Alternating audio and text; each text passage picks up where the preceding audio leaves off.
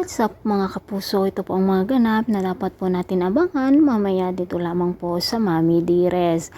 Parang baliw na nga po itong si Olive sa ginagawa niya sa kanyang anak na si Muki, na ito ay kinuha lamang niya o ninakaw noong sanggol pa ito mga kapuso, at nagtagumpay na naman siya na kunin si Muki at ikulong ito mga kapuso.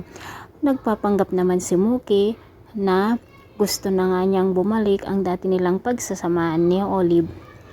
Ngunit parang hindi naniniwala si Olive dito kay Muki. Samantala mga kapuso, habang nagkakalkal nga ng mga gamit sina ang nanay ni Emma at si Jade, ay nakita nga ng matanda ang kwintas na kung saan ay ang ipinamana niya noon dito sa kambal niyang anak, at nasabi nga niya kay Emma na baka kambal niya itong si Jade mga kapuso. Itong si Jade ay kakambal naman ni Olive, na kung saan ay mabuting tao si Jade, samantalang si Olive ay napaka-demonyeta, napaka sama mga kapuso, dahil nga sa gusto niyang sa kanya lamang si Muki, kung kaya't ginagawa niya ang lahat ng masasamang paraan para sa ganon ay hindi mapunta kina Emma itong si Muki.